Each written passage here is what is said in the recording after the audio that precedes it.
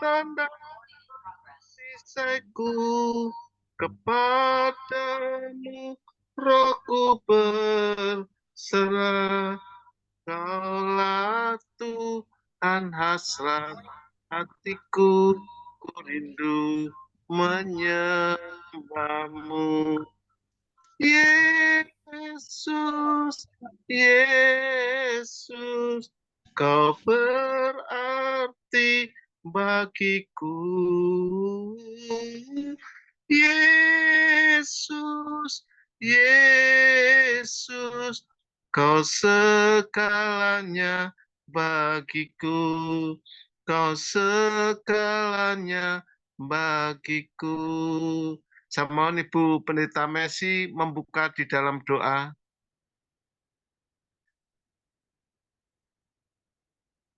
Bu Messi, buka di dalam doa, Bu Messi.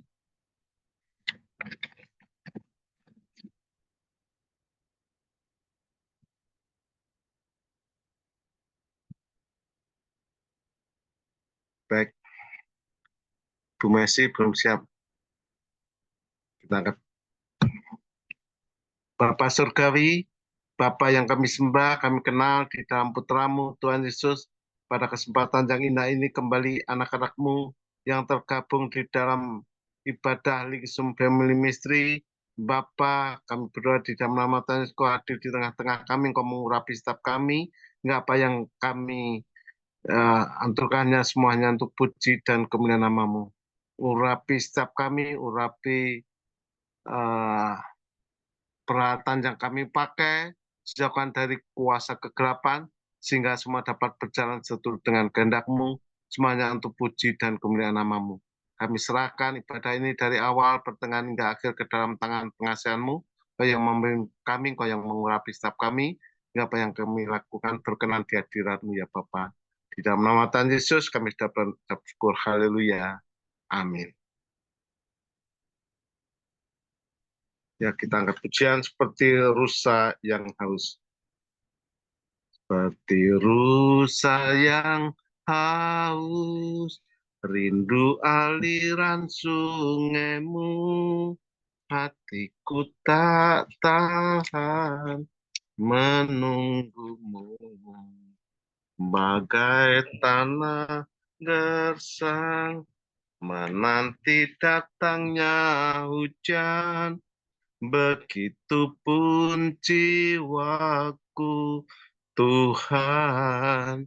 Hanya Engkau pribadi yang mengenal hatiku, tiada yang tersembunyi bagimu.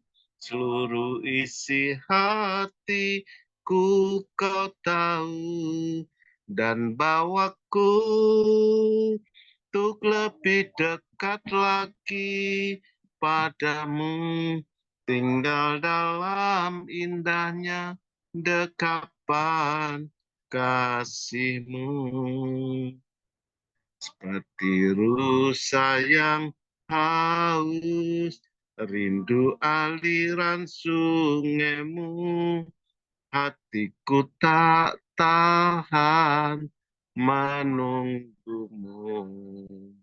Bagai tanah gersang, menanti datangnya hujan, begitupun jiwaku, Tuhan. Hanya Engkau pribadi yang mengenal hatiku, tiada yang tersembunyi bagimu. Seluruh isi hatiku Kau tahu, dan bawaku untuk lebih dekat lagi padamu, tinggal dalam indahnya dekapan kasih-Mu.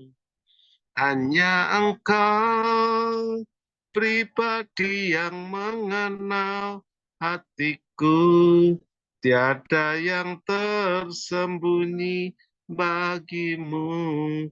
Seluruh isi hatiku Kau tahu dan bawaku untuk lebih dekat lagi padamu, tinggal dalam indahnya dekapan kasih-Mu. Banyak yang masuk. Dalam indahnya dekapan kasih-Mu. Seperti rusa yang rindu akan sungai kehidupan. Rusa itu jika kehausan akan memancarkan bau amis sehingga mengundang singa untuk datang menerkamnya. Karena itu seperti kita juga rindu akan air kehidupan, yaitu di dalam Tuhan Yesus Kristus. Tuhan selalu memberkati setiap kita yang selalu rindu akan kebenarannya. Kita angkat pujian, aku mengasihi Engkau, Yesus. Aku mengasihi Engkau, Yesus, dengan segenap hatiku. Aku mengasihi Engkau, Yesus, dengan segenap jiwaku. Ku renungkan firman-Mu siang dan malam. Ku pegang perintah-Mu dan ku lakukan. Engkau tahu ya Tuhan, tujuan hidupku hanyalah untuk menyenangkan hati-Mu. Aku mengasihi Engkau, Yesus, dengan segenap hatiku. Aku mengasihi Engkau, Yesus, dengan segenap jiwaku. Ku renungkan firman-Mu siang dan malam. Ku pegang perintah-Mu dan ku lakukan.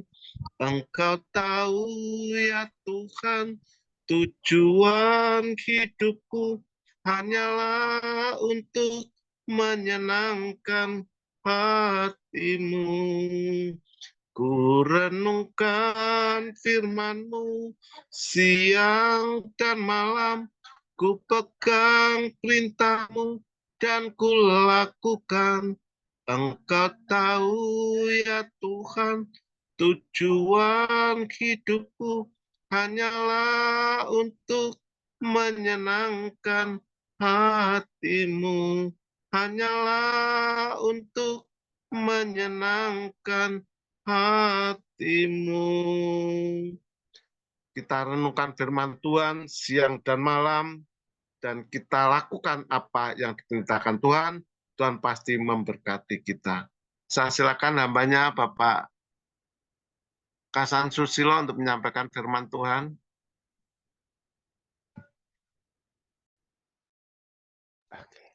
Makasih Pak Sutarjo. Selamat sore semuanya Bapak-Bapak, Ibu-Ibu. Saya share screen ya. Bentar, saya share screen. Udah kelihatan Bapak. Suara saya cukup ya? Oke. Iya, cukup jelas. Makasih banyak. Saya judulnya hari ini adalah tolong saya sendirian kalau ditanyain. Nah, kalau ditanyain kenapa saya ngambil judul seperti ini, mungkin Bapak-Bapak tahulah beberapa kemarin ada kasus di Surabaya, ya, ada mahasiswa salah satu universitas yang melakukan bunuh diri kan. Padahal anaknya cantik, pinter katanya. Dan kedua, kita tahulah banyak maaf para lansia yang mana merasa khawatir, ya kan, segala merasa ketakutan untuk menjelang pada masa lansianya.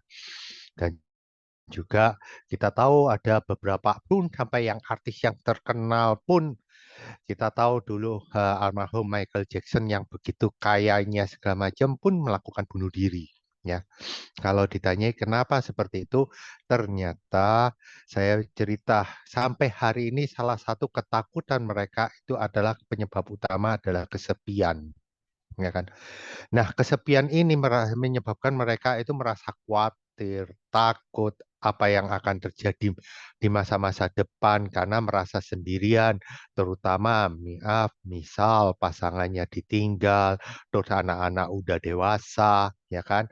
Nah, itulah yang menyebabkan ada sesuatu yang dari yang biasa kita lakukan, ada yang ditinggalkan, gitu kan? Ada sesuatu yang berubah dalam kehidupan ini.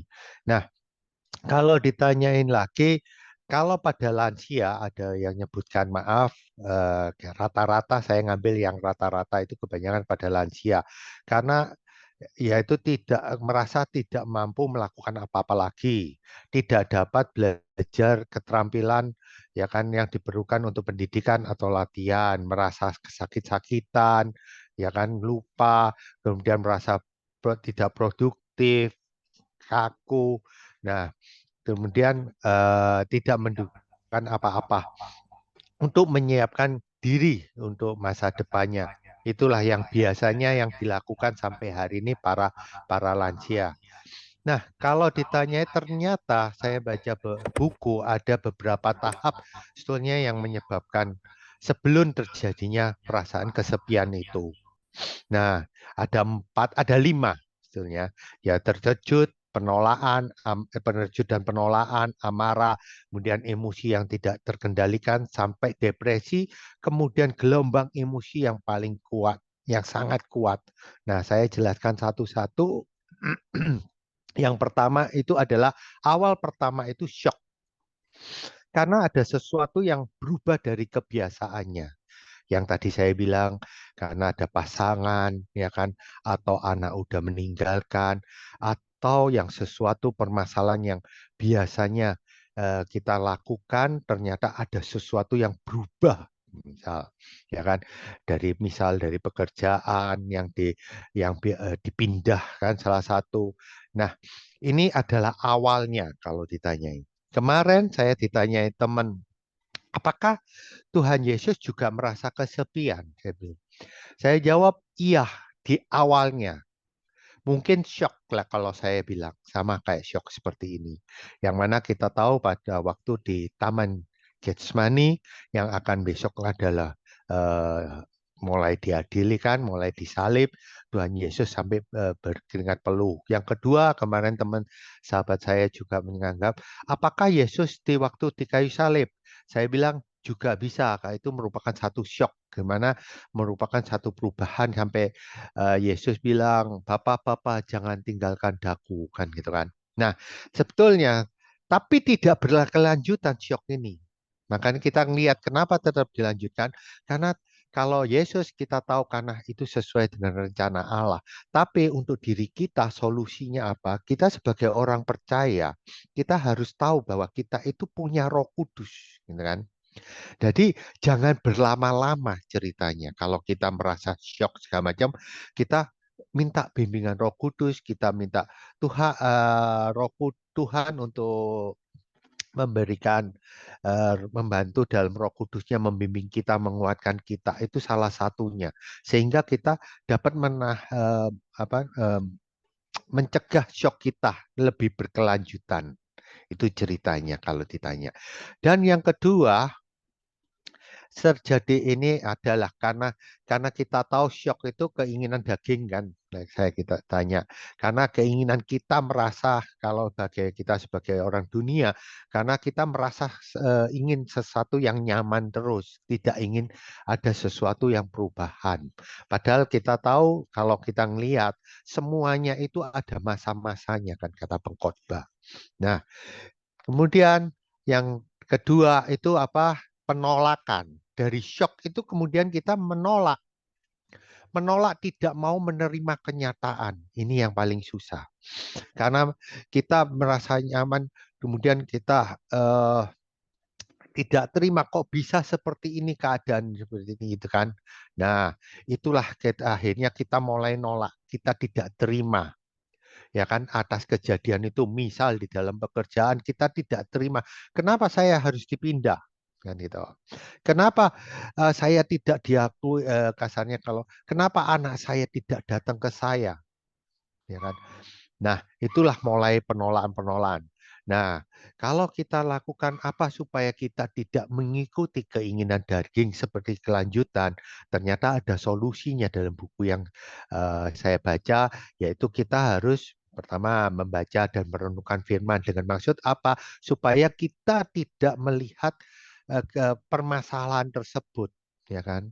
Terus yang kedua, ya tetap seperti tadi yang awal, kita minta Roh Kudus untuk menguatkan dan menjaga kita ya kan.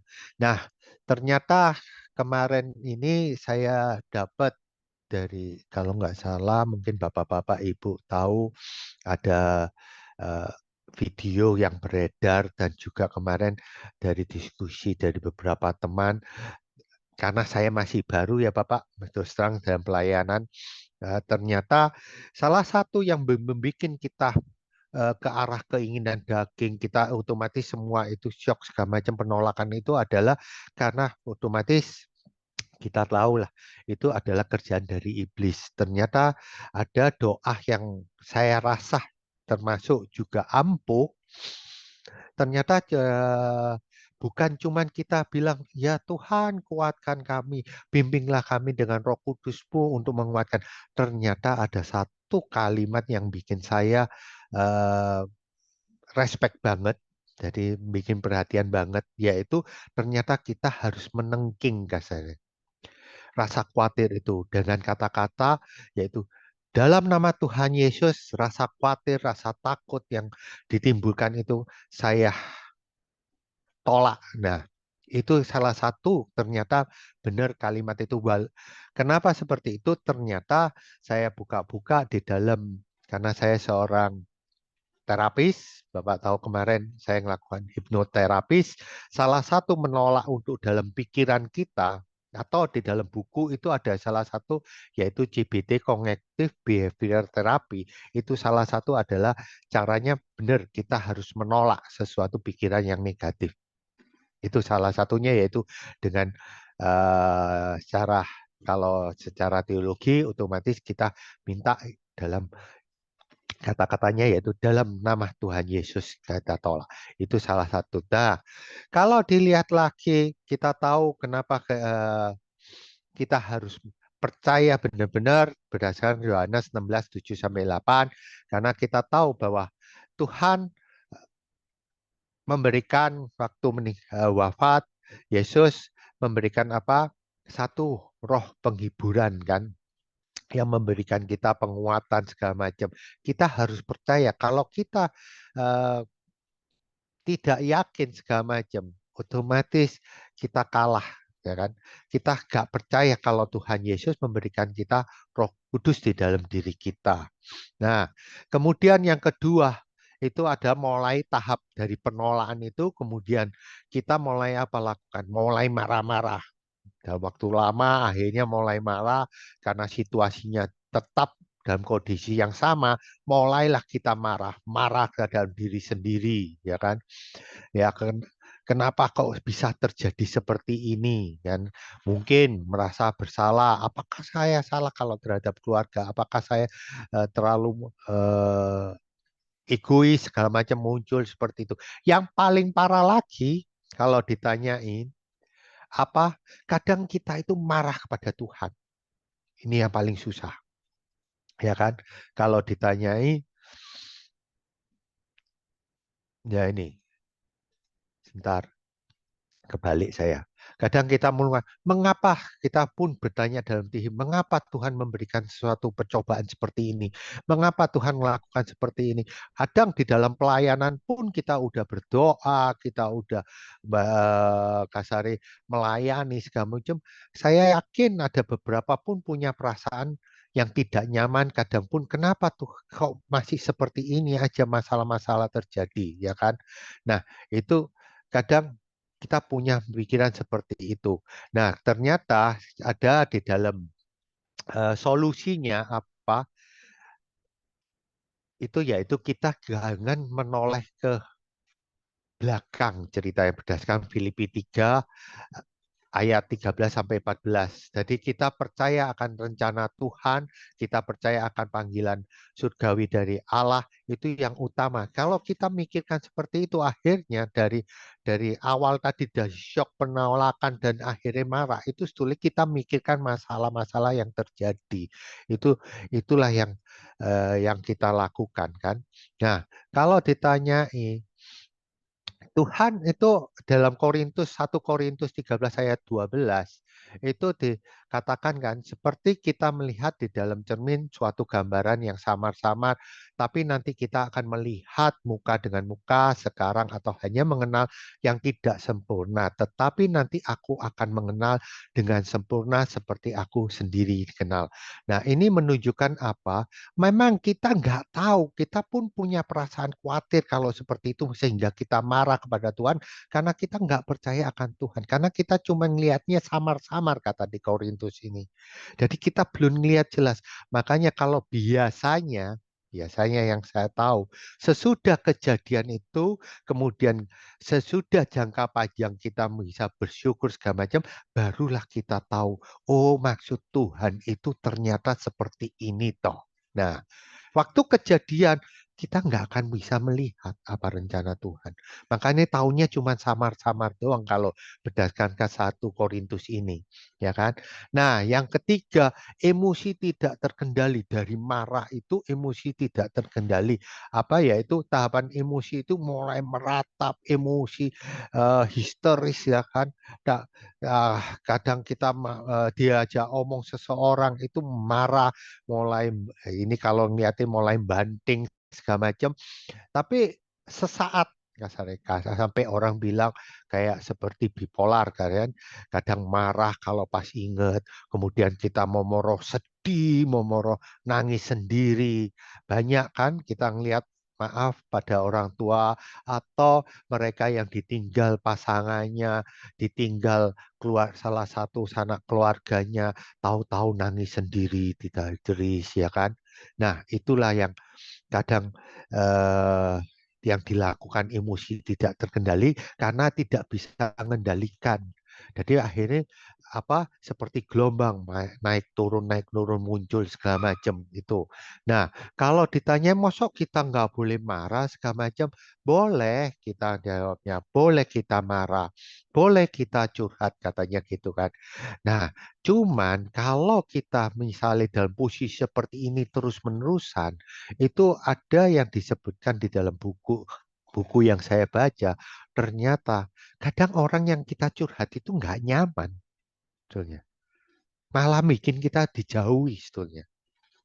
Kalau kita terus-terusan pada kasih solusi, kita tahu solusinya, tapi kita terus emosinya nggak kendali, kita cerita segala macam, itu menyebabkan kita semakin dikucilkan.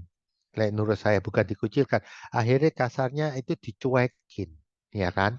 Nah, itulah emosi yang tidak terkendali. Makanya di dalam Wahyu ini saya lihat boleh kita menangis, Tuhan nampung. Lebih baik katanya, lebih baik kita cerita ke Tuhan. Maksud ayat ini, kita lebih baik cerita ke Tuhan daripada cerita kepada sesama. Dengan maksud apa? Karena yang punya kasarnya, yang punya solusi, yang bisa membantu itu hanyalah Tuhan, gitu loh. Dan kita pun percaya karena semua adalah tadi kita lihat semuanya ada rencana Tuhan, ya kan? Nah, kalau kita lewat sesama segala macam, ya kalau mereka bisa nerima, kalau tidak kita dicuekin, ya kan? Atau lagi kemarin saya bilang ternyata dari 3 ini ya kan sampai yang terakhir kita shock itu diri sendiri, penolakan itu mulai kita tidak terima, kita minta tolong teman ya kan, kemudian marah kita sampaikan ke teman, kemudian emosi tidak kendali kita pun akhirnya minta teman ya kan segala macam. Kalau teman itu baik ya kan, Kalau teman itu sabar, saya tadi bilang, kalau enggak ditinggalkan. Yang kedua, dalam ketiga tahapan ini, itu ada satu yang paling bahaya ternyata. Apa? Kalau misal dimulai teman tidak menganggap kita, pertama akibatnya apa? Kita mulai lari ke narkoba kalau ketemu. Pelampiasan, minum-minum, ya kan, clubbing, kasarnya. Maksudnya ke tempat-tempat diskotik lah segala macam untuk melampiaskan emosi kita.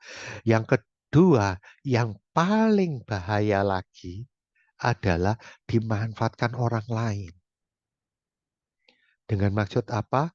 Kita tahu, kemudian kita ada orang itu seolah-olah baik, tapi ada udang di baliknya, di balik rempeyek katanya. Di balik batu ada maksud tertentu. Makanya terus akhirnya terjadi apa? Maaf, perselingkuhan karena sering-sering curhat, diterima segala macam. Padahal menurut saya sampai hari ini perselingkuhan terjadi itu awal-awal memang curhat, kemudian diterima, kemudian mulai sentuhan fisik lah segala macam, kemudian merasa nyaman, diterima segala macam. Nah, akhirnya terjadilah perselingkuhan. Itu yang saya tahu sampai hari ini. Makanya di 3 tahap itu.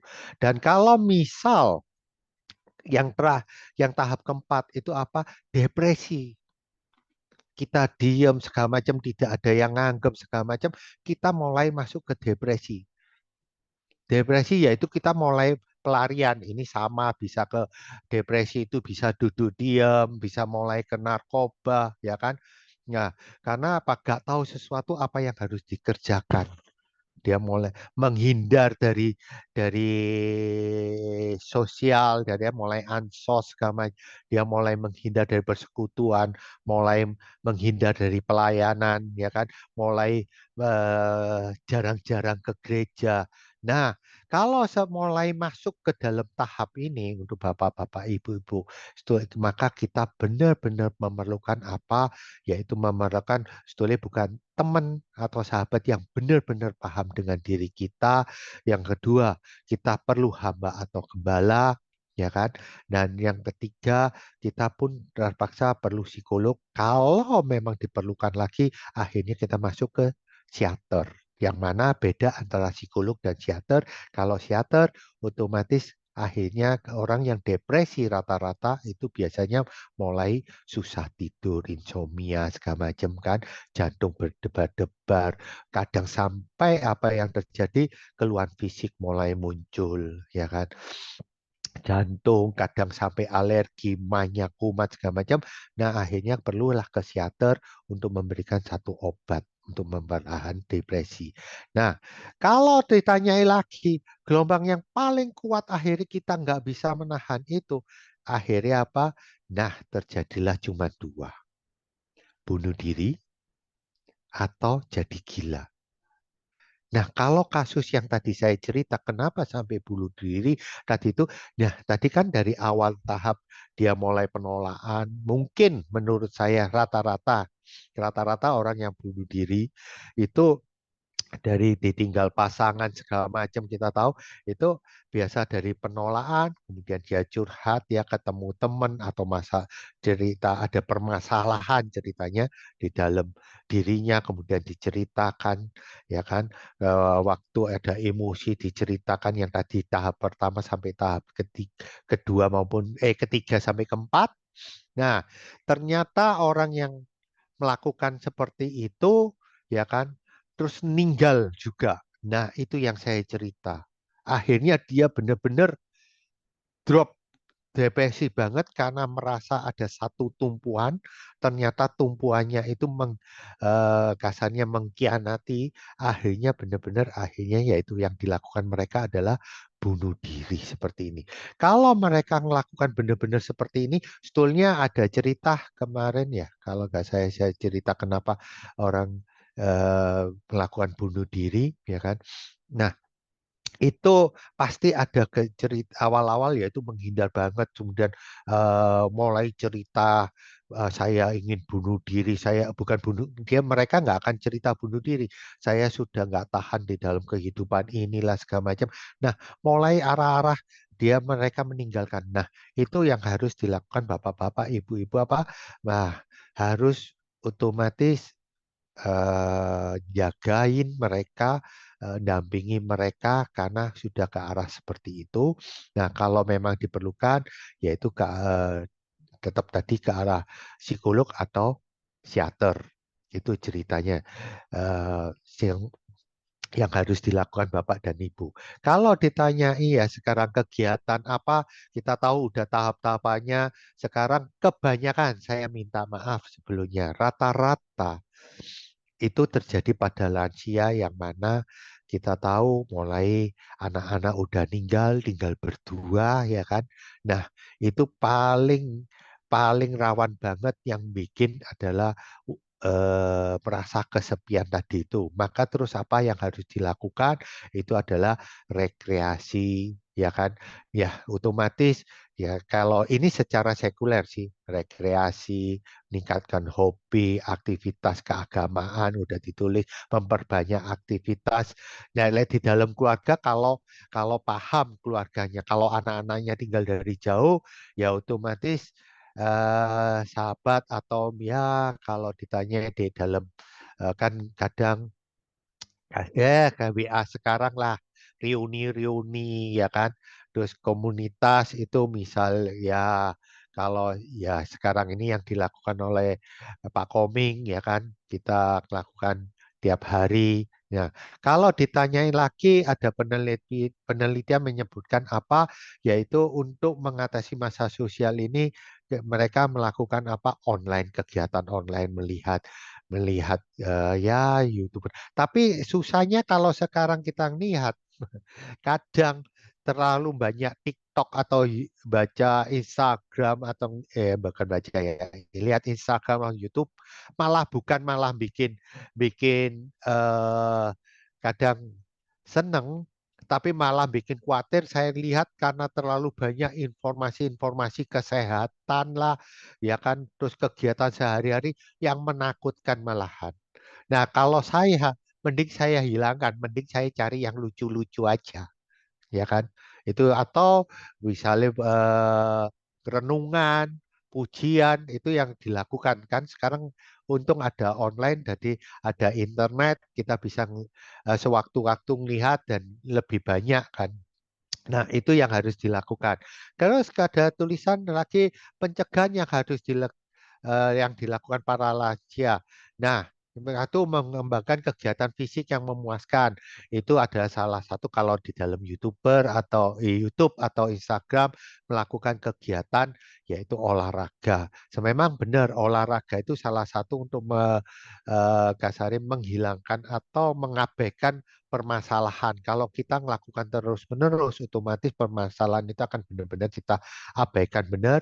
Kemudian kedua, otomatis kalau ditanyain, betulnya dari badan kita, otak pernah saya ceritakan waktu tahun lalu, kalau kita stres itu otomatis mengeluarkan hormon stres, kemudian hormon stres itu pasti lari ke tubuh kita, ke dalam organ lah, kulit lah, segala macam. Dengan olahraga itu salah satunya sebetulnya membuang residu ya, residu hormon-hormon stres itu, kemudian kita merasa rileks, otomatis diganti dengan hormon-hormon yang rileks, jadi kayak dopamin lah, atau kita kalau kegiatan bersama-sama, olahraga bersama teman, otomatis muncullah hormon serotonin, hormon bahagia di dalam diri kita.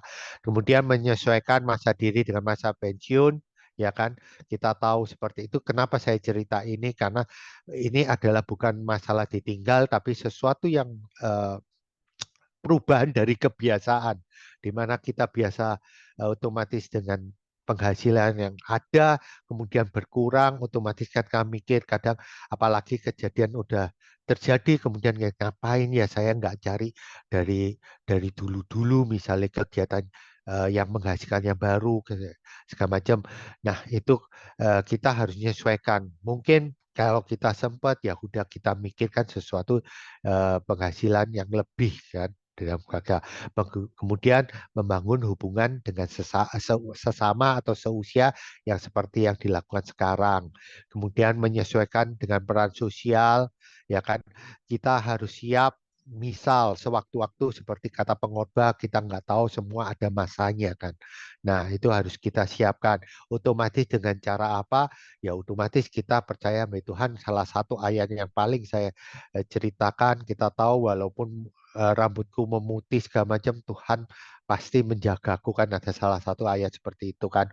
Kemudian menyesuaikan diri dengan peran sosial yaitu di dalam misal jadi ketua RT lah peranan sosial ya kan kemudian jadi bendahara lah di dalam gereja kemudian pelayanan di gereja kemudian jadi ya jadi penyanyi lah segala macam atau eh, otomatis kemarin saya cerita apalagi di dalam pelayanan ya kita tahu dari pengalaman yang bapak-bapak ibu lakukan kemarin ada cerita waktu persekutuan ternyata yang apa yang saya tahu yaitu di dalam hipno itu disebutkan apa kalau kita melayani seseorang otomatis kita itu secara tidak langsung itu eh, menyelesaikan masalah diri kita. Nah, kalau kita tahu otomatis permasalahan yang sering kita lakukan ada masalah yang kasarnya kita udah bapak-bapak udah mengalami ada apa garam dunia, kehidupan dunia. Itu kemudian kita tahu apa penyelesaiannya, kita tahu kasarnya bikin kesaksian ke mereka. Itu kan secara tidak langsung kita otomatis memberikan melepas semua emosi kita, kemudian atau bukan emosi dengan maksud mentransfer emosi, bukan itu, tapi kita memberikan solusi ke mereka jangan sampai kejadian seperti diri kita. Itu salah satunya. Kalau ditanyai ternyata dari semua itu penyebabnya adalah seperti kata-kata ini. I would say I'm alone, but I'm not lonely.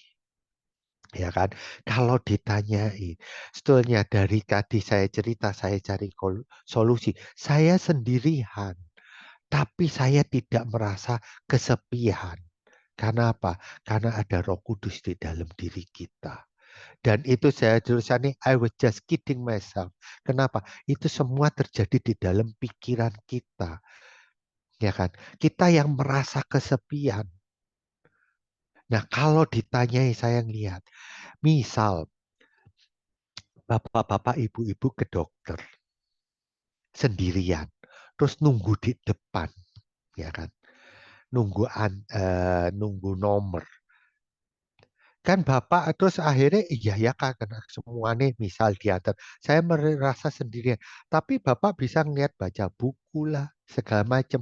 Bapak kan nggak merasa wah nggak nyaman terus Bapak pulang kan nggak akan melakukan seperti itu kan. Tetap Bapak nunggu kan. Nunggu sampai antriannya sama sebetulnya. Kalau ditanya inilah kita tadi saya cerita, kita pun ada waktunya seperti itu, kita sendirian, tapi bukan sendirian dengan arti, wah ya saya sendirian, tapi hati kita saya bisa melakukan kasarnya mengabaikan kesepian di dalam diri kita yang ada terutama di dalam pikiran kita. Itu yang utama. Kalau ditanya ini ceritanya, lonely is not being alone, is the feeling that no one cares. Itu menurut kita. Karena apa? Karena kita merasa biasanya untuk para lansia kan ini atau yang tadi atau anak-anak yang broken home karena nggak ada yang memperhatikan kita. Makanya saya bilang kalau untuk eh, dewasa muda ya sampai dewasa lanjut pun ya sama mulai dari anak-anak sampai dewasa muda lah kasarnya seperti itu karena merasa tidak ada yang memperhatikan segala macam. Makanya saya bilang ini yang tahap-tahap yang paling menakutkan sebetulnya. Yaitu yang tadi saya bilang merasa terjadi perselingkuhan sebetulnya. Ya kan. Nah, kalau ada lansia, yaitu merasa tidak ada yang memperhatikan kita segala macam. Nah, karena biasanya kan ini untuk lansia yang pasangannya, maaf, yang pasangannya ditinggal pasangannya ya. Jadi otomatis biasanya disajikan, sekarang nyediakan sendiri.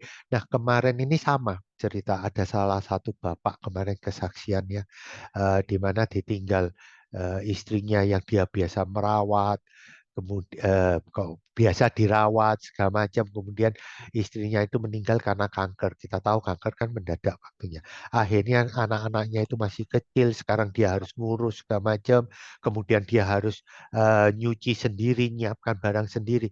Dia merasa tidak ada yang care, peduli, memperhatikan lagi kan.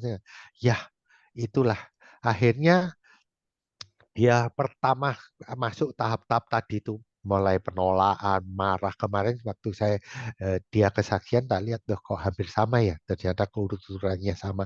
Kemudian dia percaya, dia ikut persekutuan, ya kan. Kemudian dikuatkan teman, kemudian dia mulai menjalankan sendiri segala macam. Akhirnya buat dia jadi satu kebiasaan. Dan dia akhirnya tidak merasa kesepian karena karena melakukan satu kegiatan, ya kan. Nah, seperti tadi saya cerita, Bapak baca-baca buku waktu dia, Bapak kan akhirnya nggak merasa waktunya dipanggil, tahu-tahu, oh waktunya dipanggil waktu ke dokter tadi. Nah, kemudian yang terakhir,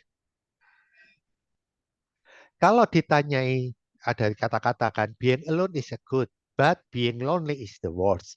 Kalau ditanyai benar, kadang maksud istilah ini apa? Kadang kita perlu kesendirian. Dan karena apa? Dari kesibukan. Tapi hati kita lihat, hati kita tidak merasa kesepian, ya kan? Karena kita punya tujuan. Kita menghindari dari kesibukan, keramaian segala macam. Kan hati kita bukan merasa kesepian kan? Karena kita fokus pada sesuatu kegiatan tadi saya bilang. Tapi kalau misalnya kalau tadi itu being alone terus lonely-nya dilakukan juga, ya itu beda. Makanya kalau ditanyai ayatnya saya nulisnya itu sebetulnya banyak ternyata. Nah, di Yohanes 16 ayat 32 disebutkan yaitu, aku tidak seorang diri sebab Bapa menyertai aku. Seperti langkah apapun yang kita berjalan segala macam, itu Bapak pasti nuntun kita segala macam. Ngapain kita takut? Sebagai orang Kristen yang kita tahu kita diberi Roh Kudus, itu kuncinya yang utama. Jadi semua tahapan-tahapan itu bisa kita lalui. Tapi sebagai orang Kristen, tapi sebagai orang sekuler, ya kan, mereka tidak akan tahu. Kasarnya orang dunia, pasti mereka melakukan sesuatu tindakan yang berbeda kalau ditanyai. Makanya solusinya, kita beruntung, kita sebagai orang Kristen, kita punya solusinya, yaitu di dalam Alkitab yang dikatakan salah satunya ada Roh Kudus itu tadi, ya kan. Nah, sampai di dalam Mazmur pun disebutkan, sekalipun aku berjalan di lembah kekelaman, aku tidak takut bahaya sebab engkau bersertaku. Karena apa? Kita nggak tahu masa depan itu bagaimanapun ya kan. Dalam keramaian dunia, ketakutan segala macam, itu kata di dalam Mazmur ini, Tuhan tetap bersertaku, ya kan. Dan tadi banyak ayatnya ternyata, ya kan, itu yang utama. Maka kalau saya cerita dari keseluruhan ini, ya kan, apakah kita terus bilang Tuhan aku sendirian? Menurut saya, maaf, sedikit lucu. Tuhan udah memberikan kita satu penghiburan, tapi kita minta tolong Tuhan, Mas Yan. Saya sendirian Tuhan. Nah, itu beruntunglah saya dapatkan salah satu buku ini yang saya sharekan ini ternyata bukan saya minta maaf, otomatis bukan saya, bapak-bapak saya tuh kejat nanti bikin seperti ini ya. Tapi kita beruntunglah, kita sebagai orang Kristen kita punya Roh Kudus, jadi kita harus melakukan apa kita percaya, kita baca Alkitab seperti tadi lagunya yang disampaikan Pak Sutarjo kan, salah satunya yaitu ada merenungkan firman siang dan malam, itu yang harus kita lakukan. Jadi otomatis kita tidak akan berkata, tuh tolong saya sendirian, tolong saya kesepian, tolong saya stres, tolong saya lagi ketakutan. Itu tidak akan terjadi lagi karena kalau iman kita benar-benar percaya akan Tuhan. Cuman itu yang dapat saya sampaikan Bapak-bapak, Ibu-ibu. Terima kasih banyak atas waktunya. Saya kembalikan ke Pak Tarjo. Boleh tutup dalam doa dulu, Dokter Kasan. Makasih Pak Koming. Ya Bapak, mari kita berdoa. Ya Tuhan, terima kasih pada sore hari ini kami dalam keadaan sehat jasmani maupun rohani ya Tuhan. Kami dapat mendengarkan sebagian firman-Mu ya Tuhan. Bimbinglah kami ya Tuhan, kuatlah kami ya Tuhan. Dengan Roh Kudus-Mu yang Kau berikan kepada kami Tuhan. Sehingga kami siap untuk menjemput masa depan kami ya Tuhan. Walaupun kami sendirian di dalam kehidupan ini, tapi hati kami percaya karena Engkau ada di dalam hati kami. Melalui Roh Kudus-Mu, Engkau telah membimbing kami untuk melaluinya. Tidak ada yang tidak mungkin bagimu ya Tuhan. Bagi kami yang kesakitan dalam masalah pekerjaan, yang menyebabkan kami merasa tidak ada yang memperhatikan kami. Kami tahu Tuhan memperhatikan kami ya Tuhan sesuai dengan firman-Mu ya Tuhan. Bimbinglah kami selalu ya Tuhan. Kuatkanlah kami dengan firman-Mu ini ya Tuhan. Sehingga kami dapat menjalankan kehidupan kami sekarang dan selama-lamanya. Amin. Ya, terima kasih untuk hambanya, Dokter Kasan Susilo. Ya, hari ini kita harus menyadari ya, kita ini tidak sendirian ya. Sekalipun maaf kata ya, mungkin pasangan kita sudah mendahului ya, sudah dipanggil Tuhan ya. Bukan berarti kita home alone ya, di dalam rumah sendirian. Ada Roh Kudus yang selalu menemani kita. Amin. Asal kita mau rajin berdoa ya. Bangun hubungan intim dengan Tuhan. Ya, dengan apa? Dengan doa, dengan pujian, dengan penyembahan, ya. Tapi banyak orang yang tidak mengutamakan doa dalam hidup. Ini sangat disayangkan ya. Berapa kali kita harus berdoa? Setiap waktu, bukan hanya pagi, siang dan malam ya, tapi harus setiap waktu kita berdoa. Ya, entah di jalan, entah kita sedang bekerja ya, entah sedang mengusahakan apa yang kita kerjakan ya, Tuhan buat berhasil ya. Itu harus utamakan Tuhan terlebih dulu. Ya, cari Tuhan karena di Matius 7 ayat 7, minta maka engkau akan diberi, cari maka engkau akan mendapat. Amin. Ketoklah maka pintu berkat itu akan diberikan kepada kita semua untuk memperoleh berkat yang tersembunyi yang sudah Tuhan siapkan untuk kita dapat memperolehnya. Amin. Ya. Karena di Matius 6 ayat 33 moto dari Family Ministry, carilah dahulu kerajaan Allah dan kebenarannya, maka segalanya akan kutambahkan kepadamu. Ya, jadi jangan komanya yang kita cari ya.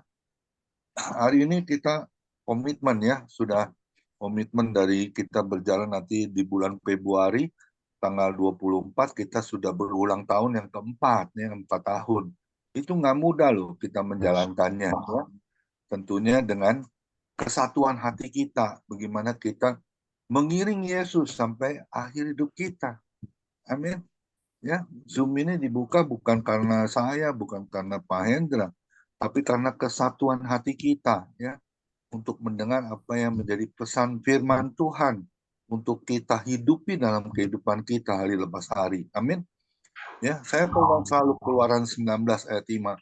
Jadi jika engkau sungguh-sungguh mendengarkan firman-Ku dan berpegang kepada perjanjian-Ku sendiri, engkau akan menjadi harta kesayangan-Ku dari segala bangsa. Karena Akulah yang punya di bumi dan di surga. Amin. ya, tanam firman Tuhan dalam hidup kita. Ya, agar apa? Agar kita tidak merasa kesepian, ya, hidup rasanya kok begini, kok begitu, ya, tidak bertanya kepada Tuhan. Tetapi kita percaya bahwa hidup kita ini semua sudah diatur sama Tuhan. Amin. Ya, ada pujian ya, tiap langkahku diatur oleh Tuhan. Nah, kita harus sadar, tiap langkah kita ini semua sudah diatur oleh Tuhan. Amin. Dan kita harus percaya jalannya Tuhan itu pasti benar dan pasti baik. Oleh sebab itu kita harus melangkah, kita harus menjadi orang yang benar di hadapan Tuhan. Orang yang benar di hadapan Tuhan pasti hidupnya akan diberkati. Amin. Tuhan Yesus memberkati. Sekali lagi Dr. Kasan Susilo yang sudah menyampaikan isi hati Tuhan, kami sungguh diberkati. Jadi ingat, kalau kita merasa kesepian, cari Tuhan terlebih dahulu. Utamakan dalam hidupmu. Amin. Itu satu bukti kita mengasihi Tuhan akan lebih sungguh lagi. Tuhan Yesus memberkati istri dan anak-anak, juga mantu ya. Dr. Kasan sudah punya mantu ya. Makasih. Ya, supaya cepat punya cucu ya. Jadi engkong nanti sama kayak saya ya. Tuhan Yesus memberkati. Silakan Pak Sutanjo, satu pujian. Besok Sabtu dan Minggu kita akan berlibur, kita akan kembali di hari Senin yang melayani Pendeta Johan Untung dari Purbalingga. Tuhan Yesus memberkati. Tanggapi firman Tuhan dengan mengangkat pujian. Yesus menyenangkan segala hati. Dulu aku pergi kian kemari, dulu yang kupikir hidup sendiri, dulu jiwa mati, kini hiduplah, dulu susah hati, kini senanglah. Yesus ku serahkan segala hatiku, segenap hidup pada tangan. Yesus ku serahkan segala hatiku dan segenap hidupku pada tangan-Mu. Silakan nambahnya Bapak Setiadi, doa syafaat.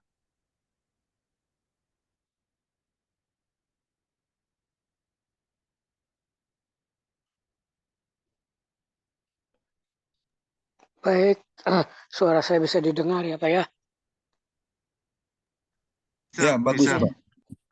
Bisa didengar ya Pak? Halo, suara Dengar, saya Bu. bisa didengar? Dengar, Bu. Bagus Ya, didengar. Pak. Bagus ya. Mari kita sama-sama berdoa, kita menghadap Tuhan, kita memohon permohonan-permohonan kita kepadanya. Tuhan Yesus Kristus, Engkaulah Tuhan yang kami sembah. Engkaulah Tuhan, Allah yang kami sembah, baik siang maupun malam, maupun pagi hari Tuhan. Kepadamulah jiwa kami tertuju, roh kami tertuju kepadamu Tuhan. Tuhan Yesus, terima kasih pada petang hari ini kami dibekali oleh firman Tuhan, di mana kita, walaupun kita sudah ditinggalkan, kita sendirian, tetapi kita tidak merasa sendiri karena roh Tuhan, yaitu Roh Kudus selalu menemani kita. Bahkan menemani kita sepanjang hidup kami Tuhan. Terima kasih Bapak dalam surga, terima kasih Bapak Susilo ya Tuhan, yang telah menyampaikan sabdamu, yang telah membekali kami, supaya kami jangan merasa sendiri, dan supaya kami tidak terlarut-larut sehingga kami menjadi depresi. Tapi kami harus bangkit, karena kami tahu adalah perjanjianmu bahwa Engkau adalah menyertai kami sepanjang masa. Tuhan, terima kasih Tuhan, karena Engkau Allah yang setia, Allah yang maha kuasa. Tuhan, Kau berikan juga kepada Bapak Susilo ya Tuhan, hikmat dan marifat supaya bisa menyampaikan firman Tuhan lebih lagi Tuhan, sehingga membekali hidup kami di dalam hidup dunia yang tidak menentu, hidup dunia yang tidak bersahabat ini Tuhan. Tuhan Yesus Kristus, biarlah kami hanya memandang kepadamu, bahwa Engkau ada beserta dengan kami, Kau tidak pernah meninggalkan kami, yatim piatu, tetapi Engkau tetap menyertai kami. Tuhan, terima kasih Tuhan. Kau berkati kami semua yang ada di Zoom ini Tuhan, supaya kami dapat menyimpan firman-Mu dan memperhatikan akan apa yang telah disampaikan oleh Bapak Susilo Tuhan, sehingga kami boleh memahami firman-Mu dengan sebaik-baiknya dan menjadi pegangan hidup kami Tuhan. Tuhan Yesus Kristus, kami berdoa Tuhan di dalam CPM, dalam family misteri ini Tuhan, supaya kami bertumbuh di dalam iman, bertumbuh di dalam pengertian akan Engkau.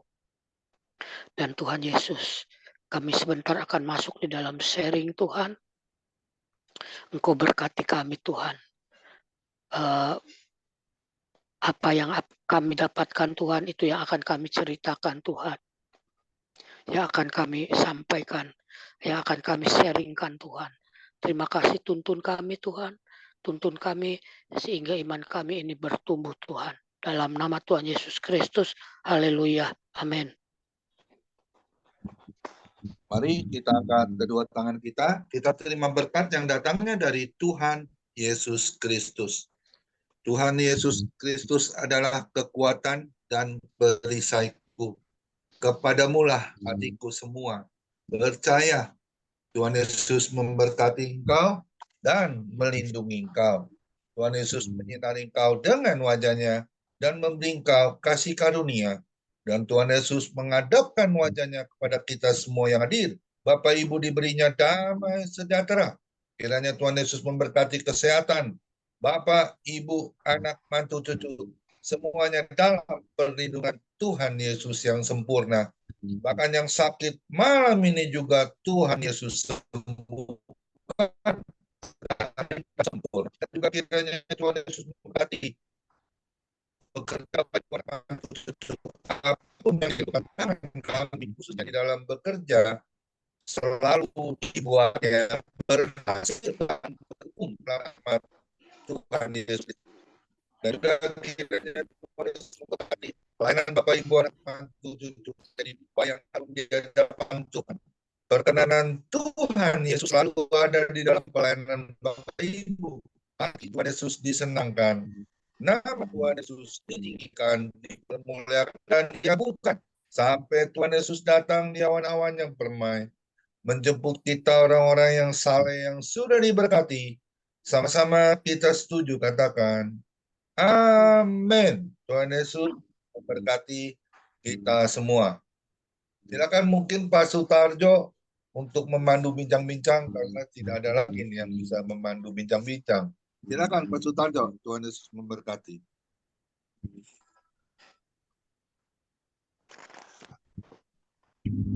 Ada yang tanya, Pak Koming ada yang chat, saya jawab dulu boleh? Boleh, silakan.